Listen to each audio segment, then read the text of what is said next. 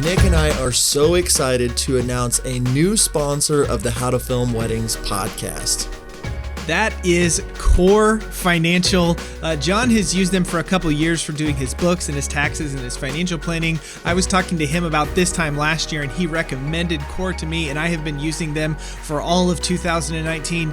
Guys, girls, people listening, what is probably the most stressful thing that you have to deal with regularly in your business? I'm going to go ahead and say that it's books, taxes, and accounting, all of that. Would you agree, John?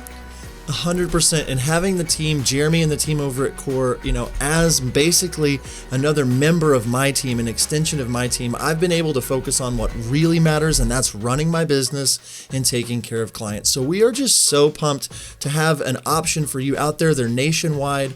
And so if you're interested, definitely check them out. We're going to have episodes with them on soon, but we just wanted to jump on here before the episode to tell you how excited we are, and stay tuned for more from Core Financial. And if you would like more information about Core and what they can do for you, head over to howtofilmweddings.com/core, and you can find out all of the information about them doing bookkeeping, about them doing your taxes, about them giving you a financial plan so that you should know if you should spend money in your business or not in the following months. It's a great investment. Yes, it costs some money, but it's going to save you so much money in the long run by hiring a company like this. We are so excited to have Core on board as one of our sponsors.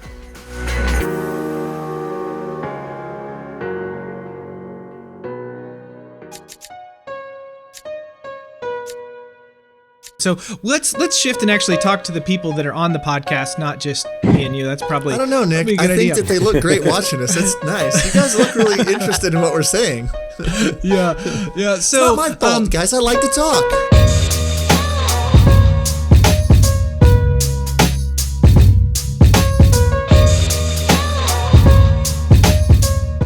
Hello and welcome to the How to Film Weddings podcast. It is the new year. We're excited. Today, I'm joined by my BGB, my best good buddy, Mr. Nick Deep Nuggets Miller. Nick, Happy New Year. How are you doing, my friend? Happy New Year to you. I am doing quite well. It's 2020. It's crazy. It's exciting. It's a new year, a new decade, new all sorts of stuff. Doing really, really well. Had a great, Christmas with the family and good New Year and all that stuff. So excited to see what happens in 2020. So many good things happening, and at the beginning of the year, we really wanted to give you guys some great things to be thinking about, so we wanted to bring back on Michael and Sara from Wedditor. They're one of our sponsors of the show. I use them, Nick uses them, and they're just a wealth of knowledge when it comes to outsourcing projects, yes, but even just to be thinking through different things on your own shoots if you're not hiring outsourcing. So we just have a conversation for about an hour just chatting about, trends that are coming up in 2020, how to defeat the backlog monster, so many good things. So Nick, if you're okay with it, I say let's jump into this episode of the How to Film Weddings podcast. Let's do it. All right, well, welcome, Wedditor, back to the podcast. So excited to have you here again. Why don't you say hello to the How to Film Weddings crew? Hey, guys. Hi, everyone. Happy New Year. Yes. Thank you for having us back. For sure. Of course. We love having you back. So we wanted to have you again back today just to kind of talk about some stuff as we're moving into 2020. We're in a new decade. It's here. We've got a big wedding season coming up, most of us, and so we just thought it would be great to kind of kick off the new year, saying hey to you, kind of seeing what's going on, maybe things to be thinking about for some of our listeners moving into the new year, because this is the time to start planning for things like outsourcing, like hiring people, all that good stuff. So we just wanted to sit down and have a conversation with you all just about that and a couple of new things that, have been going on with you all. So let's jump into it. Let's talk about it. So, to start with, let's talk about 2019, where you guys have come from, where we've gone, a little bit of that, recapping 2019 and what you guys are looking forward to in 2020. Yeah. I mean, well, it's been a crazy year. We launched in September 2016, so we're just over 3 years old now. And it's just, thank you. I think for both of us here, I think for How to Film Weddings and for Wedditor, how far we have come in 2019 is just, it's unbelievable. It's I have no other words than that, but that's what goes in, to when you do a lot of hard work, you do a lot of planning, and you do a lot of listening.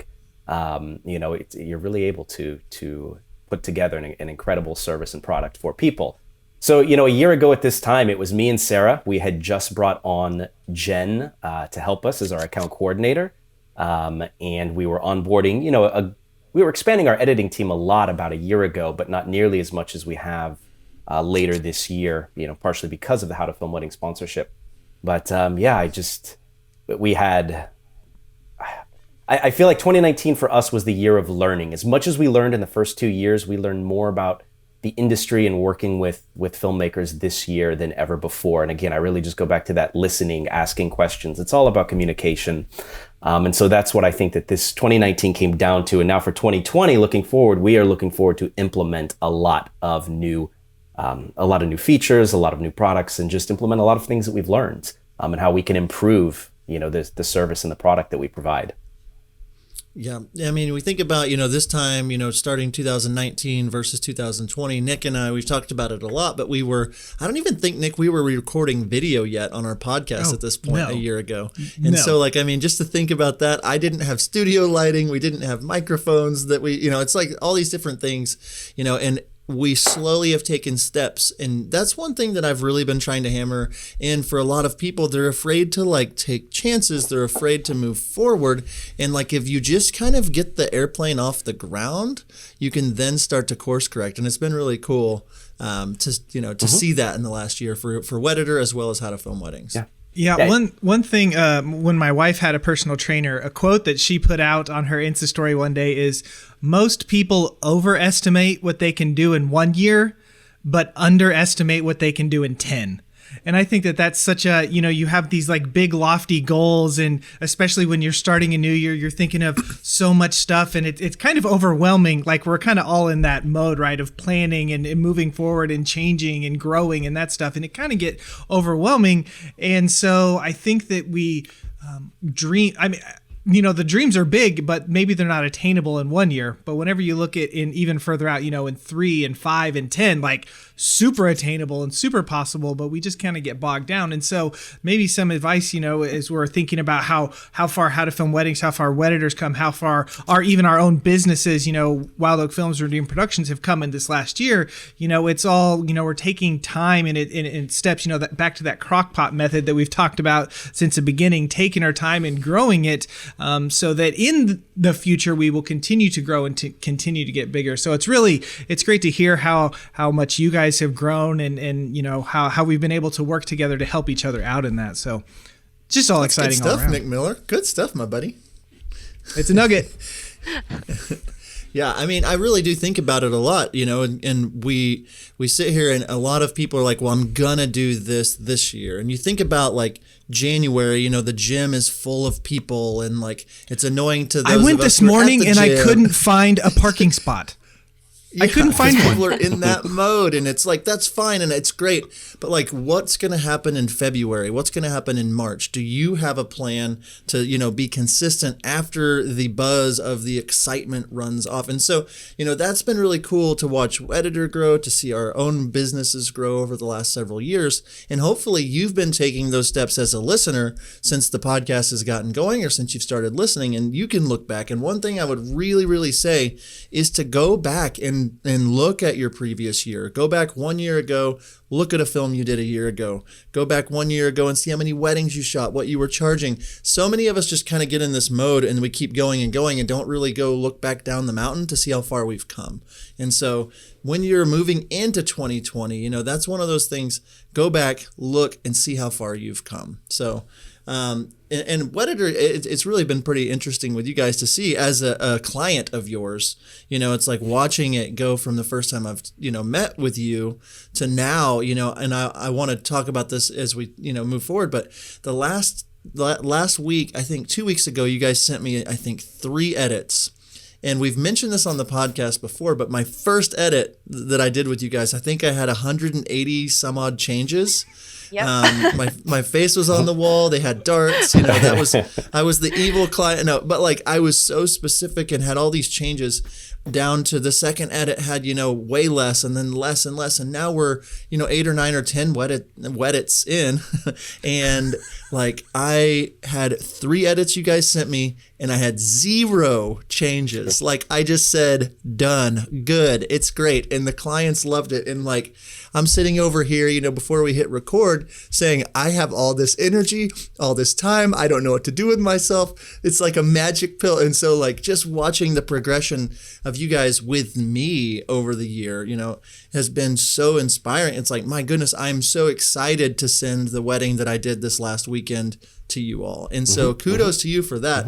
And I want to talk about some of the things you guys are doing or have done to move forward like that and to be ready for, you said this influx of edits that are coming in from How to Film Weddings, because I know lots and lots of our listeners are reaching out to you. So what have you guys been doing to kind of get ready for 2020, especially for our listeners or for your team? What kind of stuff has been going on over at Wedditor HQ? Yeah, Wedditor HQ. I like that. So, of course, we've been receiving a large number of leads and inquiries from How to Film Weddings. The response has been absolutely phenomenal. I'm glad to see and hear that the negative connotation of outsourcing, right, it's changing. After all these years, it's finally changing. And I think that's because there are reputable and trustworthy companies on the market now, whereas 5 years ago, so much of it was offshoring, paying super, super low wages, or not even wages, just per project. And then filmmakers being afraid, well, if my couple finds out that I'm paying somebody in this country, $50 to edit a film, what would they think? So, just the wedding film industry has changed so much over the past 5 years. And now you've got reputable companies providing a phenomenal service, a phenomenal product. And like you said, you actually get excited to send off the next edit, as opposed to in the beginning when you can be very nerve-wracking. Like, oh God, I'm going to send this edit to somebody that I don't know. Now it's like, hey, I can't wait to send this edit off. But so anyway, going back to the question, we are, our main focus is to expand the editing team. That's really where we are, and to expand our internal team. We're definitely, we've seen a huge year of growth, a huge quarter of growth, and we're going to be making investments back into the company to provide a better service and product for our clients. And this is one of the great things about having a company behind you, is the fact that that's what we do. We have a team, and that money gets invested into the company so that we can provide that better service and product. I know that later we'll discuss some of the benefits to different types of editors and editing companies on the market, and I think that that's one of them. So for us, it's really just about continuing to onboard some new project managers and continuing to expand the editing team so that we can, our goal is not to be the biggest. Our goal has never been to be the biggest. It's always been to be the best. If those two can go hand in hand, that's great. If they don't, that's okay too, right? We would much rather be the best than the biggest. It's the editing team. That's our focus. Yeah. And to offer, I got to take that step back. And I would love, and I still cannot put an exact date on this, but yes, we would love to be able to offer more Final Cut, and I would like to be able to offer DaVinci as well later in the year, because we've been getting a number of inquiries recently from filmmakers that have switched over from both Premiere and Final Cut to DaVinci, and they say they're never going back. I was going to say this, and I hear this question a lot. It's like, oh, Final Cut or, Premiere or DaVinci. To me, the goal for me with Wedditor and what has happened is I'm not opening up the project in either of I'm not opening it up in Premiere or in Final Cut. I'm just opening up the QuickTime file or the MP4 or whatever it is and watching it. If I have changes, I'm letting Wedditor know. And then I get the I get the project file. So they're giving me rounds of changes if I need them. And I don't even, it doesn't matter to me which service. I don't care if you're editing it on Final Cut or on iMovie. I just care that the movie is actually what I want it to be. Please don't edit my films on iMovie, but you know what I mean. So that's to me, if you're out there and you're like, well, they don't do as much Final Cut, it's give them a chance. Let them show you what they can do. I know that, if you want to go back back in and do things or make changes. I get that, but like they have been there for me to do that. So I haven't even the last 3-4 weddings. I haven't even synced the files up at all. I've downloaded your project files for me, but like I haven't touched them. I just literally am watching and then I'm able to like upload and send to the client. So not making any tweaks. I'm really excited. I'm sorry. And I've had coffee. We wish every client was like that, but a number of them like Nick yes. Nick, like your wife, like to handle the color grading themselves. Yes. Right. We get that a lot. When I used to do editing, coloring was always my favorite part.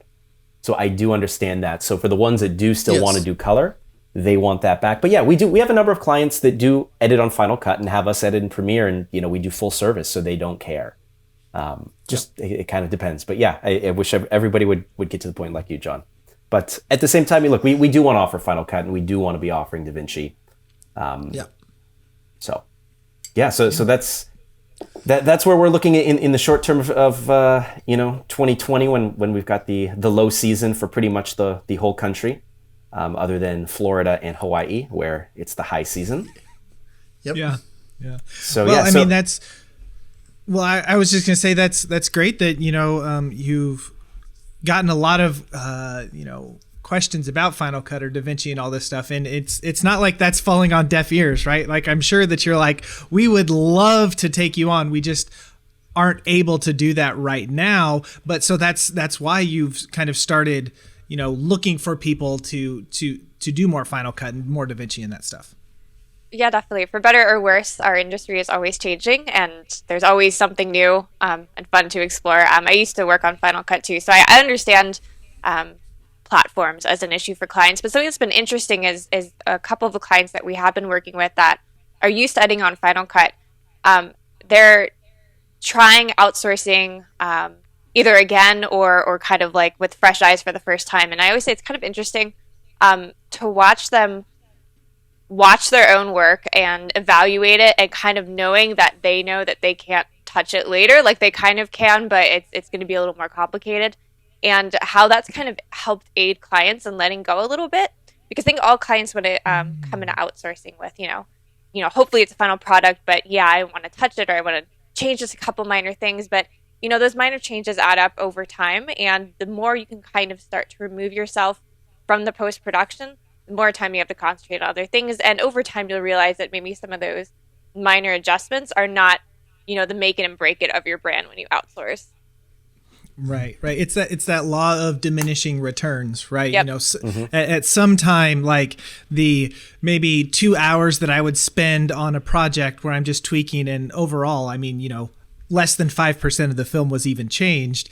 Does that really add a lot, or does it really matter? So that's a good thing to just think about. And if we can, as the filmmaker, as the shooter, as the business, if we can step back a little bit and relinquish some of that control and know that there are very, very quality people out there editing for us, how much better can that benefit our business, in the long run and that stuff. So I want to shift gears and, kind of shift to the filmmaker as we're, maybe finishing up, we're done with 2019. I know I shot what it was like 12 weddings from the beginning of September through December. And so, the backlog monster is kind of crazy, and, just wanting to get those edits done. So maybe as we're moving into 2020, what are some things that you would maybe share with, some filmmakers right now who are wanting to move forward, but they have this thing looming over the back of them? Mm-hmm.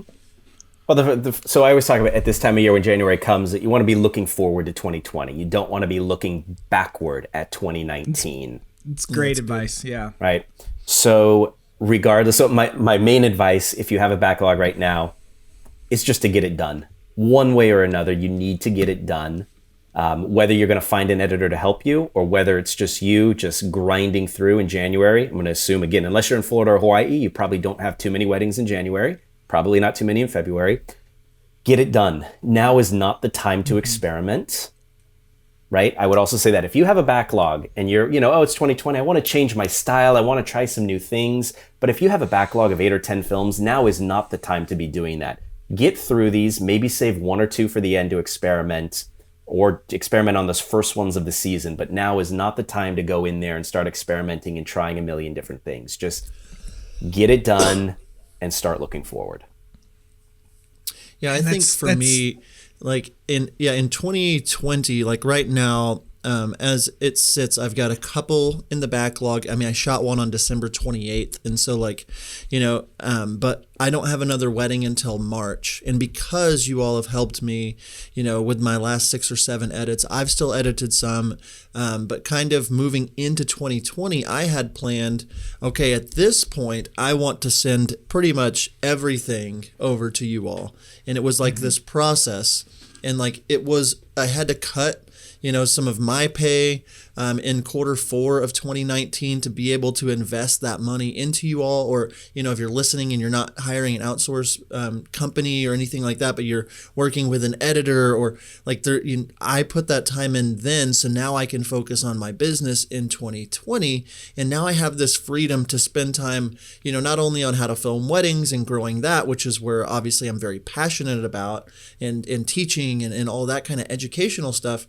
But like I'm able to, really like I've served my clients really well, but now I'm able to focus on, okay, what do I want to do in 2020? How can I, how can I experiment now? Because I don't have a massive backlog. And so I'm able to say, oh, I want to make this, groom reaction video for YouTube. And like that could go viral and help my channel. And I want to do, the 25 first kisses from Redeemed Productions couples in 2019 video. And I want to or I'm just thinking of all these things that I'm in my car driving. I'm like, oh, I could do that. Or that'd be cool. Like maybe I could try this thing, or maybe I should do a styled shooter instead of this big anchor pulling me. And so like what you said about now's not the time to experiment.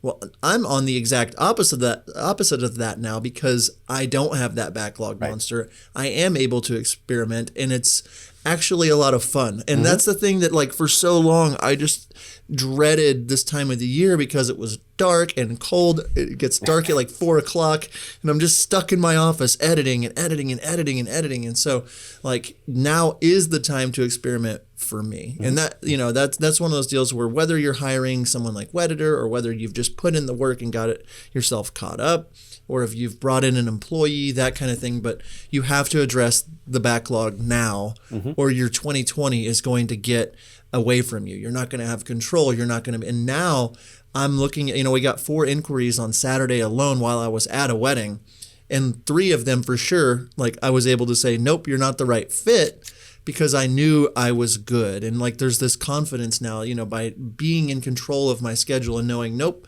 I've already got this many booked. I know how much. And so knowing all those things over time has created this freedom for me that I didn't even know could exist doing this. So anyway, I'll get off the soapbox. Sorry. No, that's really good. Everybody watching me talk. No. I'm very passionate about it because it really has transformed, what I'm able to do. So and it's good to just take a minute and breathe. I remember last year, I think I got really caught up for the first time ever in my business, or maybe it was 2 years ago, and I had like a month where I didn't have anything to quote unquote do. That was in the past, so that was just great feeling and way to move forward. Do you remember that wedding from a month ago? Yeah, like that one that you needed to start editing yesterday? But you also need to prep today for your wedding tomorrow, and you're leaving for your first vacation in forever on Monday. So what do? It seems that the only creative part of your edits are the excuses you're going to have to give your clients. We have the solution, Wedditor. Wedditor is a team of top wedding editors, project managers, and account coordinators that help us wedding filmmakers edit. They match the right editors with your style so you can spend your time where it matters most, on your business. Nick and I both use Wedditor, and we don't know how we would run our companies without them. It takes a team to build an amazing business, and you shouldn't try to do it all on your own. Head over to howtofilmweddings.com/Wedditor to help you free up your time so that you can focus on growing your brand. Be sure to use promo code HTFW for $50 off your first project. Wedditor, more than freelance, more than outsourcing. So let's shift and actually talk to the people that are on the podcast, not just me and you. That's probably, I don't know, Nick. I think that they look great watching us. That's nice. You guys look really interested in what we're saying. Yeah. So it's not my fault, guys. I like to talk. You do. If I have been using you, but if someone's sitting out there listening and they're like, okay, I'm ready. It's the new year. I want to try this. I want to work with an editor. Maybe what are some things that me or us as filmmakers should be considering or thinking about when we are working with editors? Mm-hmm. So so you've got editing companies and you have a lot of freelance editors. This does not apply to those who have an in-house editor. But, freelancers and both editing companies have choices that they can make, right? We can choose who we want to work with. Also, John, you just turned down 3 weddings, right? You got 4 inquiries, 3, you're like, nope. But it's the same thing. And what you have to do as a filmmaker is you need to make yourself a priority for your editor. Okay, so how do you make yourself a priority? You have to make it easy for your editor. That's the biggest thing, right? If you send over, right, let me take it a step back. The editors were not on the shoot with you. So this is the big difference between editing your own work and working with an editor. The editor was not on the shoot. So they're relying on notes and they're relying on an organized project, right? The files are organized, they're labeled properly, the audio is labeled properly. The last thing an editor wants is to get 20 audio files that say like Tascam 0489, and you don't even know what's on them, right? You've got one channel, the left channel's the groom's mic, the right channel's the officiant's mic. It's a total nightmare. That's the first impression that you're giving to your editor. That's not a good way to start an edit. The editor's gonna be like, oh, really? I have to go through this? It's gonna take me 3 hours just to organize everything, figure out what is what before I can even start editing, okay? When an editor is editing, they're looking at your raw footage. So you wanna make sure that you're not working from a I'll fix it in post mentality, and you wanna make sure that you're not hitting record and then setting up your shot. Okay, I was guilty of that. Back when I was filming, I would always do that. I would always hit record and then I'd go to adjust my tripod. Then I would go to fix something. But you really don't want to be doing that, right? The more that you can just give the editor the material they need, the better. Now, we all understand, of course, that it is a bit of a documentary shoot. Not everything's going to be perfect. We get it, but there is kind of an acceptable range. Then, at the end of the project, you really want to make sure that you're responding promptly. There's nothing that an editor hates more than having to wait 3 weeks for comments on V1. Because you have to understand, from their perspective, by that time, they've edited 2, 3, 4 more projects.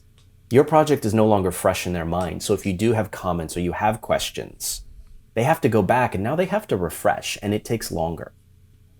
So if you had a client that was doing all of those things wrong, and then you had a client that was doing everything right, and the editor had a choice, who are they going to want to edit for? The one that does it right. Yeah, the one who does it right. It's simple. The one that want to work with. Got it right. Yeah, exactly. Yeah. That's honestly, it's as simple as that, but it goes a long way. You want an editor. So if you're dealing with a company like Wedditor, you want the editor who's coming to us saying, hey, Sarah, I haven't edited Wild Oak Films in 3-4 weeks. Like, do we have any more projects? I love working with Nick. His projects are always so organized. He responds promptly. It's great. It's like, where are more of his projects? As opposed to the editor that's like, not the editor, the client that's like, oh, I don't know, really Williams Wedding Films again? Like, you know how messy his projects are. He takes a month to respond. Come on, man. But that's what ends up happening. And, sometimes there's also this perception of, it's a destination wedding. Like, I'm shooting a destination wedding somewhere exotic in Bali or something. An editor doesn't care. They would rather edit another rustic barn wedding than exotic destination weddings if that rustic barn wedding is shot well. Mm-hmm.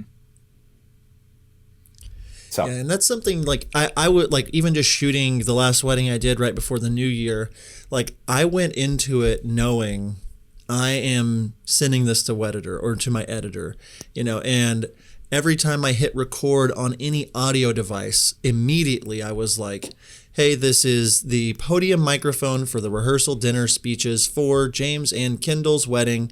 This is the backup. Please don't use this. And like, I'm just talking, like, that's a great way to keep, it organized. And so that's how I'm shooting. That's how I'm thinking about my audio. I'm thinking with the editor in mind. And even if you're not hiring anybody to help you, you're going to thank yourself later if you're the one editing those films. So like, these things that Michael is saying aren't just for if you're outsourcing or sending this. This is going to help you when you get back to your office and start editing yourself. Oh yeah. Yeah. Especially because so many filmmakers do get backlogged. And then you're looking at a wedding that you shot 3 or 4 months ago, and you, even as a filmmaker, you don't remember it as well as if you were opening it right after the project or right after the wedding. So and you were there. Yeah. So it just goes back to organization, being organized, being prompt, communicating, all of just the foundations of any successful partnership or collaboration. I just want to add too about responding promptly and keeping communication lines open. I think that's like probably the number one thing from our perspective that keeps projects moving. And it's easy when you're in a backlog and you've got, so many shoots coming up and you've got other things to think about, but you really do kind of want to put a cap on how long projects stay open. So we have a number for that internally, but even if you're editing things yourself, kind of set a limit of how long you have to play with a certain edit. Don't just keep projects open. Make sure that you're always getting through and completely finishing one thing before you start moving on to another. Yeah, really good advice. I may or may not be a little guilty of slow response times on some things, but you hear and you learn, and moving forward, You've still been good, Nick. Bad at responding. But, you've been good. You've let us know, like, hey, I'm out. You were, I think, Tennessee or something, shooting a wedding. It's like you sent us an email to say, like, hey, I'm on the road right now. Like, even that way we're all on the same page. Yeah. So one thing that came up in our Facebook group the other day, someone was asking questions about kind of outsourcing and that kind of stuff. And a guy commented, I'm sorry, I don't have it pulled up. So if whoever you are, sorry that I don't know you by name, but it said, basically, was that rude how I said that? I didn't mean for it to be rude. A guy. Hey, sorry. Guy. Thanks, guy. Hey, guy. Sorry about that. Anyway, his idea was, you should have an in-house editor, that you train, that you have on staff, that you pay to do it, and that is their job. And, John kind of opened up the conversation. He was like, well, I had that. They left the work, so kind of just opened a little bit of a dialogue, that idea. Is it better to, have an outsource editor, or is it better to have someone, on staff, that's your in-house person? Why don't you guys just kind of chat about that for a second? So there's, you've got editing companies. We could get really specific, but let's just keep it general. You have editing companies, there's editing companies like Wedditor that we just specialize in wedding films. There's other editing companies, they edit everything, right? We edit wedding films, corporate videos, medical, this, that, whatever, right? But let's just say you have editing companies. You have freelancers, right? Just meaning an individual. And then you can kind of have your in-house editor. Your in-house editor could be a freelancer still, or they could be an employee. There's benefits and downsides to everything, right? Obviously, we have a bias. We can't lie about that. We have a bias as to why editing companies are the right selection, but there are benefits and downsides to everything. When it comes to an in-house editor, I think one of the benefits is that they are in-house. It's easier to collaborate. A lot of times when you're leaving comments on Frame.io or on Vimeo's review page and you want something changed, a lot of times it'll be like, remove this, change this. But if you were in person, you would never speak to your in-house editor like that. If you're trying to train somebody... I would. Peasant. You wouldn't keep that editor very long if you speak like that, right? Usually you'd be like, you know what, this isn't quite working. And the reason that it's not working... Maybe that's why all your editors quit, John. Hey, bro, come on. JK, LOL. Right. Sorry, Michael, back to your important point that you were making. So... you'd be like, hey, this isn't quite working, and here's why, and you would explain why, and then you'd be like, are you starting to get it? And the editor, you would have a dialogue. Online, it's typically not like that. It's like we push a lot. We make sure up front to set expectations with our clients, and look, you need to leave. If you're not leaving, remove this doesn't help. You need to tell us why. Why are we removing it? Remove this silly face. Well, why? I hate when my couples make silly faces. John? Right? That was one from John. But anyway, so that's one of the benefits. We have one of our volume clients, and they shoot over 100 a year. But a few years ago, when they were shooting only about 100, they had 2 in-house editors. But they found that turnover was a problem. That they would end up, because the majority of their weddings, right, like most people these days, September, October, and then the holidays come, and you have that intense pressure, and they would burn out. That after the holidays, they would always have this turnover. On top of that, with in-house editors, you have to be ready, especially if they're an employee, you have to be ready to have an employee. Having an employee is very different than paying a contractor. Taxes, Social Security, you probably have to provide you do have to provide the equipment if they're an employee. That's an investment you have to make. You have to purchase those desks, those chairs, those computers, those hard drives, all of that. You got to take them out for a happy hour probably, especially if you're a company like a high volume studio. You got to do a Friday happy hour once a month. That's more expenses. Not to say that it's not fun. It's great. And it's just something you have to do, but you have to consider all of that. When it comes to local, like in-house freelance editors, I've heard from a couple inquiries and clients of ours over the years have talked about how one specifically said, I hired a local freelance editor. And what did he do? He became competition.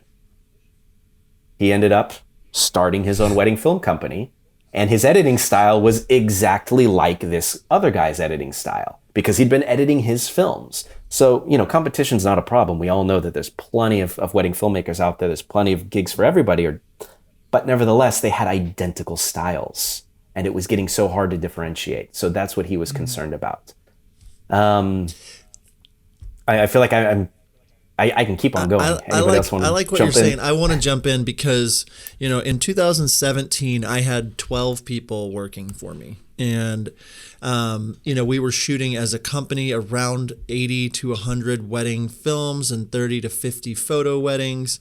And so I wanted the big company. I wanted the volume. I wanted, it was a lot. I spent so much time on paid vacation days and Christmas bonuses and all the things. And it was great to have a big team, but it's like you go out to a birthday lunch and there's 12 people and you're paying for their hourly rate plus you're paying for, and then it's like all these computers and all like what you're saying. And the conversation that Nick's talking about from Guy, his name's Guy. Is that his name? No, the conversation he's talking about, the person had asked, hey, what about outsourcing companies? Who do you guys recommend? And someone said, you should hire an employee. And if you're listening to this, I think it takes a special kind of person. Jordan Bunch, he wants to be a CEO of a company and he wants to run that. And that's a special wired type of mind. That's not what all of us want. Even if you're wanting to make more and shoot more, sometimes, that doesn't mean that you want to have to manage HR and dealing with people's personalities and having all this, this physical, footprint in your office. And so, I did that for years, for about 6 years. And the moment that I moved everybody over to, hey, sorry, you don't have a job anymore, I'm going to be contracting certain things, I felt like a freedom. And I wished that I would have found someone like Wedditor before hiring all of them. Because what happened with me in my story is there were 3 specific editors that I spent about 2 years apiece and just hooked them up with great equipment, great job, great work environment, birthdays. They go to California on trips with me and all these different things, great work environment. But after 2 or 3 years, one of the video guys that had become close and we're still good friends, he was like, hey, I got offered a job at a studio in town doing bigger commercial product stuff and I want to go do that. And so he gave me a 2-week notice. And then he was gone. And I was like, oh no, I've spent 3 years investing into this guy and now he's gone. And then, so I hired who was an intern at the time and she was great and she was killing it. And we got about 2 years in and she said one day she came to my office and was like, hey, I want to take a teaching position at a school here in town because they need a video production teacher and I want to do that and my family's here. And great. Well, I've just spent 5 years now building these teams and hiring, and I was just like, oh my goodness. And what a couple of the people that I've hired and like that now have their own companies and charge less than me, and I've trained them, which is fine. I refer them because and everything, but it's like you do have to weigh out the importance of, is this something that I want to be a CEO, the chief executive officer of this company that I'm building? Because it's great if that's what you want to do. But if you're listening and it's like, that's not my thing, that's not my jam, there's nothing wrong with saying, I'm going to start by outsourcing. And then I'm going to see maybe if hiring somebody contract in town, maybe that's what I want to do after that. If I'm outsourcing so many things that it becomes cheaper for me to maybe bring somebody in-house. But I don't personally think that you should just jump from nobody to, hey, I've got an employee. There's so much more that comes along with the employee than you actually think about. So anyway, I know that's a long story, but like I think that the listeners really need to hear that, because like there is so much that goes into having an employee that really has nothing to do with filmmaking at all. And so it can get daunting. Mm-hmm. You add that to backlog, you add all this stress, and it can make you really want to quit, which it made me really want to do. And so, finding the freedom that I have now, it has changed everything about what I'm doing. And now I can be, right in the heartbeat of what I want to be doing. So. Really, really good story, John. Very, no, I'm serious. I'm not making fun of you. I thought that was really good. John. Great. It's true. We have another client, and when his inquiry form, he's been with us for probably about 2.5 years now, and in his inquiry form, he talked about how he tried to hire an editor, and they came in with equipment over $10,000 of editing equipment. It looked like something. This was a quote. It looked like something out of NASA. Right? This is a business guy. It's a high volume studio. They shoot about, I think, 80 a year. And so anyway, he's like, yeah, it's this $10,000 worth of equipment. He comes in, it's like a studio out of NASA, and the guy wasn't good. He would stay there all night. Things would not get done. It wasn't up to the quality they wanted. And it just in the end didn't work out. And, now look, you've got there's editing companies that specialize only in wedding films. Like this is all we do. This is what we love doing. Yeah. This is what we're passionate about doing. And we find Wedditors, right? Editors that are passionate about the same thing. And I think that that's one of the benefits of working with a company that specializes in exactly it's what like you if need. Somebody on your team quits, you're the one that has been building new people to keep, that's why I tell people with our, Redeemed Productions, the company, it's like, well, if I'm not able to be there, I have 5 other people that I've trained that can lead shoot for me. And so there's no gap. If somebody quit working for me, there was like a 6-month gap usually of like, oh my goodness, like I get to edit now and I've got to retrain somebody and hopefully they stick. So yep. And there will look, every single company in the world has turnover. Every single company, right? Even Wedditor does. But because we have so many editors that we've trained, there's not going to be a bump in the road. Yeah, that's good. So that's a benefit. That's I think the biggest concern with working with a freelancer is it's the saying that 2 is 1 and 1 is none, right? If you only take 1 camera to your shoot and it breaks, how many cameras do you have? 0, right? And that's I think the biggest concern with just working with one freelancer is, again, at some point they will move on. There's no question. How do you deliver your wedding films? Dropbox? Disk? A subscription service that is way too expensive? We have the answer for you. Wedflow. Wedflow is a cloud-based digital delivery system that we love.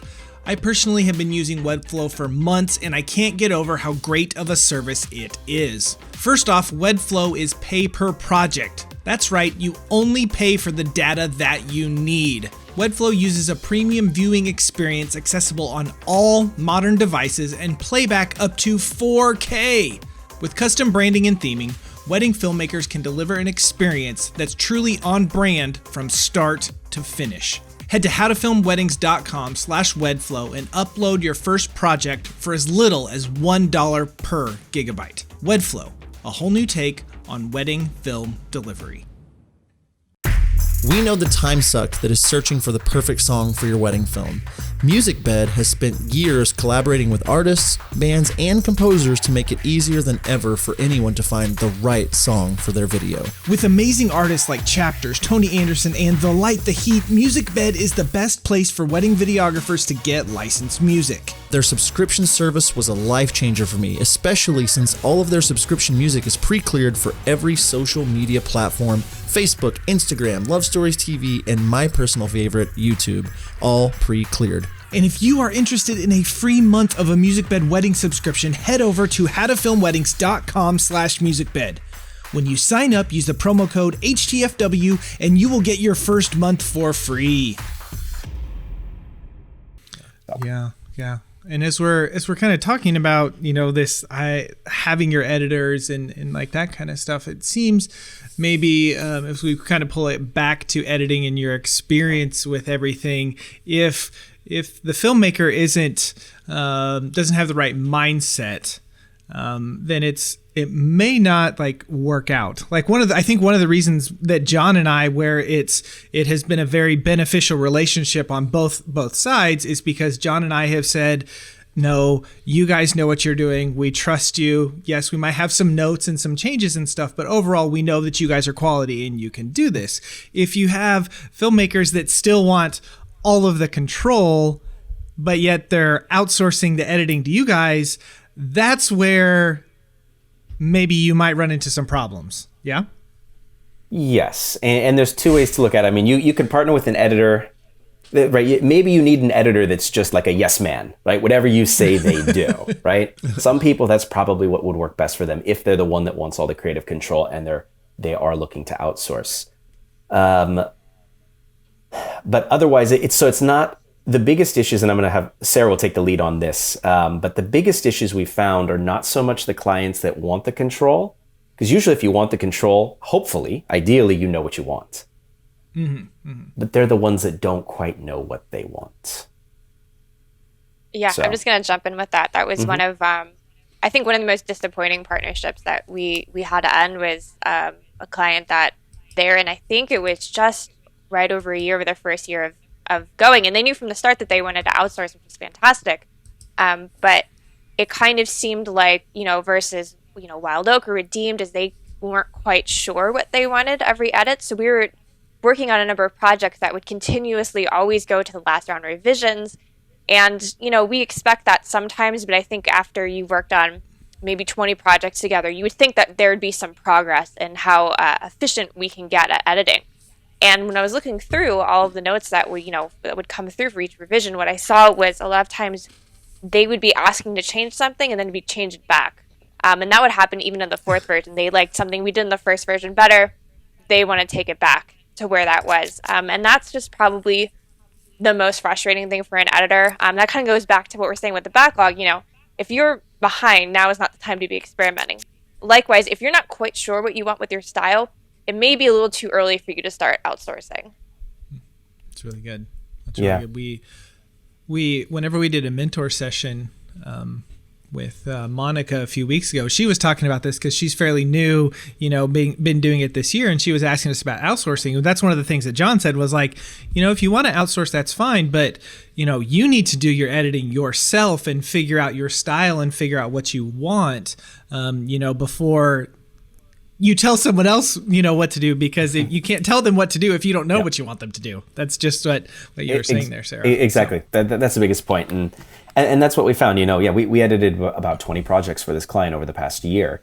And they all went to the last round, and there were new content revisions, like Sara said, coming in on the final round. And, I think Sara had a phone call or two with the client. I had a phone call or two with the client. So here's a case where we had, Sara, how many was it? 3 different editors who all said they want off this client. Yeah. Wow. And they all said for the same reason.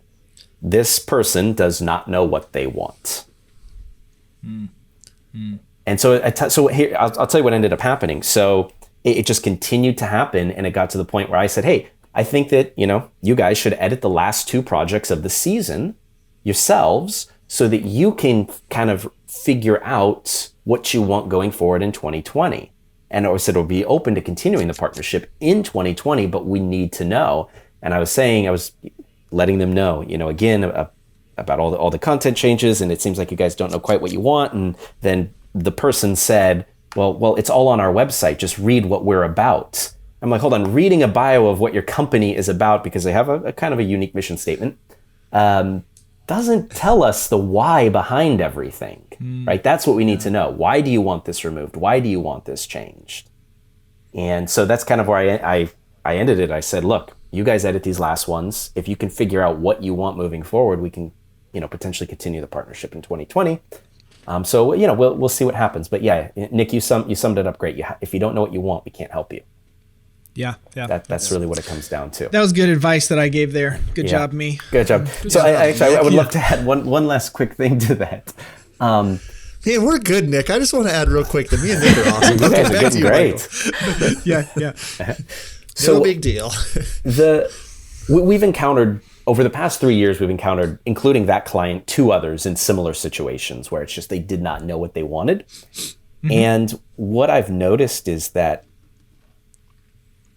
it's just great to be part of the How to Film Weddings community, or to be part of any wedding film community, as opposed to be insulated. Because these three clients were all insulated, right? They were focused on themselves and their business and their career, and there's nothing wrong with that, but they weren't part of the community where you're hearing all of these different ideas, right? And when you hear these different ideas and you hear that these, so many people have success in so many different ways, and you're able to find something that you can relate to and implement that in your business to improve your business. But these clients didn't have that. They were just all insulated. And I actually pushed this one client. I was like, hey, How to Film Weddings community, join the group. Here's the podcast we were on where we talk about what goes into the editing partnership. You'll see a lot of it's what I'm trying to tell you in this email.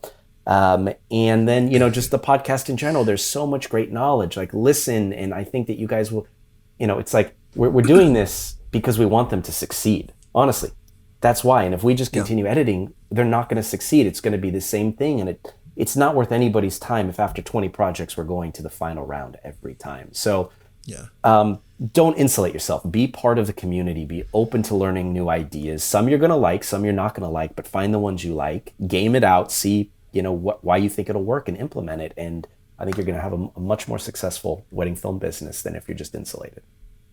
Really good stuff. I want to add a point here. I think it's really neat with the How to Film Weddings, the entire community, our Facebook group, just the website, everything that we've gotten to see over the last year and a half, watching people that come in with a heart and a mindset that like they want to hear new ideas. They want to experience kind of what, they're open to what is, what we're trying to show them, or, that's why we bring so many different kinds of guests on, because there is no right formula to doing this business. It's what works for you. And we hope you can take like little bits and pieces from every single episode or from the conversation, and why we're so protective of that Facebook group being a place where people that might be 2 weeks into their business can talk to people that are 20 years into their business.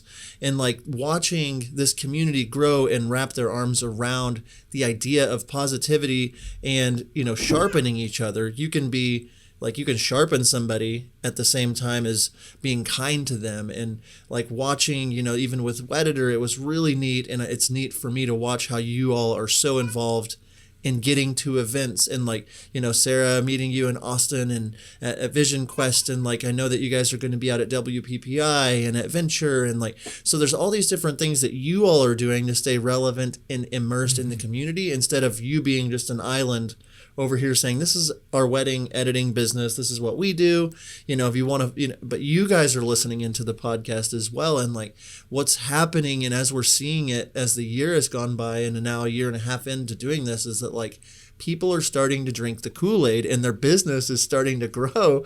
And it's like, oh my goodness, like this idea that I stole from the podcast with Hello Tomorrow, mixed with this one with Ricardo Fasoli and Wedditor and, White and Reverie or whoever, it's like, this is all helping people see that they're, stop being that cover band and start being their own artist. And so, it's really neat, looking forward to see how people's films are changing and growing. And that's what gets us so excited. So I guess my next question is just like, moving forward with wedding films, where are you all seeing them go? Like, moving forward, like what's next? I mean, what do you guys see in the industry? What kinds of things, should we be paying attention to? One of the things that I can say just in the past couple of months is we've seen a lot more inclusion of additional shoots. So outside of the wedding day, whether it's an engagement shoot or what people call adventure shoots, where they go out with the couple and they just pick up kind of this like amazing low pressure B-roll of the couple, and they incorporate that, whether it's chronologically or just through a time shift. It gives you like that little bit extra to work with. And also it's just outside of being able to film something without the pressure of a wedding day overhead, and taking your time and being a little bit slower to get the shots that you want. That's something that we've seen start cropping up more and more, and I suspect going into 2020 a lot more filmmakers will want to start booking those additional shoots. Yeah, that's good. It does add that extra little bit, being there a day before or a day after, getting just that extra, and that's something, if you're listening, that you can sell. I mean, you can do it for a couple of, clients, for free or something, but then be like, yeah, if you want to do this adventure session or this whatever session, it adds so much to your film and your relationship with the couple. Mm-hmm. And it gives you time to spend with the couple before the wedding, so that you get to know them better as well. Yeah. And getting to know them better, I think that leads into what else we're seeing is just how personalized and individualized wedding films are becoming. And it's really to tell the story of the couple. Don't just show me the wedding. That's kind of where we're going, right? And so I think that, we've seen a lot of inquiries recently also that are going more towards I don't have a style. I tell the story of the couple, and there's a difference between saying I don't know what I want, like the previous clients we talked about, and I don't have a style. I tell the story of the couple because you may not think you have trends or patterns, but we can probably identify them. As much as we all think we're artists and every piece is unique, right? You can still see themes. When you look at any artist, you look at, Picasso, or you look at Stanley Kubrick or anybody, there are themes and trends in their work. Even though Kubrick's films span so many different genres, so many different time periods, there are thematically and, cinematographically, there are trends and patterns. Same thing with wedding filmmakers. So what we've started to notice is that the stories are getting personalized. However, there still are those signature brand touches, right? There are still, so that's how I'm now kind of talking to clients about it. It's like, yes, the story will be personalized, but you're still going to have, there are those signature touches that make, let's say, Redeemed or Wild Oak, even though each film is becoming so individualized. We're starting to see the inclusion of more home video. And I think that this is something we have to think about longer term too, because, right, it's my kids are not going to be getting married for a long time. They're both under 2, but we document literally every moment of their lives. What's going to happen when they're getting married? And we have this entire archive of our kids' lives, or for the generation that's going to be getting married 15, 20, 25 years from now. That's a long time to look ahead, but nevertheless, even us as kids, when we were all kids, and we're, I think, all in our 30s, if I'm not mistaken, but even, we have more footage and more photos, more home video of ourselves as kids than our parents did. And every year as we move up, we're going to have more and more of that. So we're starting to see that. We're starting to see a lot more people talking about wanting to include home video. Yeah. And I will say, you're talking about getting to know the clients better and more personalization. One thing that I've been saying to clients, and this was, I just booked a bride about a month ago who came in with around a $2,000 budget and thought that she could just book me for my a la carte options. Like, I sent her the pricing page and she thought that she could a la carte hire me for $700 an hour. And so we did this big meeting, and she, at the end of it, realized that I start out at $6,500, and she was devastated. Like, oh no, wait a sec. I thought I could get $1,400 worth of a la carte. And she was in the middle of talking with her. She was talking about her flower budget. The quote was around $15,000 for her flowers. And although I think flowers are amazing, I think that one thing that I've seen that's trending for sure is just people seeing the value, or us being better presenters of educating the client that the second after that wedding is over, your video and your photos become the most important thing that you have from your day. The flowers are great, the food is great, but the second it's and so that's a talking point with my couples now, as I say, I want you to fast forward to the morning after your wedding. The flowers are no longer there, the food is gone, the alcohol is gone. What do you wish you would have had for your film? Or your photo, do you wish you would have had it filmed all day? And that is the person I'm talking to, and that's how I'm communicating to them. And so that has shifted. This client came in with this smaller budget, and by the end of the meeting, her whole mindset had shifted to wow, video is so much more important than any of these other things. Not to say that flowers aren't important, but she was like, I'm going to go change my flower budget. And then she ended up booking the $6,500 package, just because I was able to communicate to her the importance of what it is that we do. And so if you're listening, this is not just a hobby. This is not just, it shouldn't be just looked at like that. This is something that is going to live past everyone in the room. This is something that their great grandkids are going to see. And so like if you're filtering it that way with your 2020 films, you're able to, incorporate home footage or think of it differently when telling the story, and like having that mindset when selling, it all will fall into place. So when you're working with those 2020 brides and grooms, be thinking about that. And that's one thing that I've seen for sure that's trending. Like, oh my goodness, this is, so important for us as we're moving forward, looking at this at a long-term, value, as opposed to just, we're the video guy. Yeah, really, really good info there, John, and how you, show how much you care by educating your clients and serving them very well, because we've done this so much. So we know, hey, this is actually what you will miss, not this, thing. And you're actually serving them well by telling them maybe to spend their money a little bit differently. Anyway, so Michael, Sara, thank you so much for Michael and Sara, thank you so much for joining us. We have just a few minutes left, and I know that you have seen a lot of fun stuff over the last year in your editing and that kind of stuff. So we wanted to give you maybe just a couple minutes to share some maybe fun, ridiculous, or silly things that you have seen, that are appropriate to share with our podcast people as we finish out the day. I think one of my personal favorites, and I think this is one of Michael's too, is having the bride ask to remove footage of herself walking down the aisle.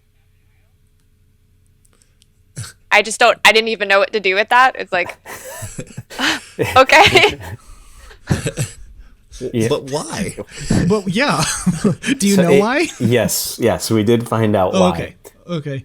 Her father could not be there to walk her down the aisle. So walking down the aisle, the only thing she was thinking about was how her dad wasn't there walking her down the aisle. And was the look on her face. And that's every time she saw it, that's all she could think about. All right. See. Yeah. Makes sense. It's very interesting. A lot of the things that we hear about. I don't know what else. And we've just had things like clients that maybe their couples have wanted some additional changes beyond the final film we sent them. So they'll be like, hey, can you fix the chip paint on the house in the background? And it's like, on one hand, I could pop open After Effects and really get into it, but is that really worth the time? And if the shot's only 2 seconds long, it probably definitely isn't going to be worth it to them to have that fixed. Same thing, we get a lot of untech savvy couples asking to zoom out of shots more. Like the exterior is great, but could you pull back to reveal the entire side? And it's like, no, sorry. That's not how video works. Yeah, no. We're very strict with when it comes to couple revisions. But a lot of times clients of ours will just kind of, hey, I got an email from the couple. Here's what they want. And so we just kind of see these couple revisions that come in. We used to also allow couple revisions in the very early days. And so we would get some of these being written on Vimeo's review page or Frame.io, and it's like, oh my gosh. But now again, we're very strict with that now, but these are just from the past and things. We've had them brides say to remove vows. From clients, we have one client, every dissolve must be 26 frames per second.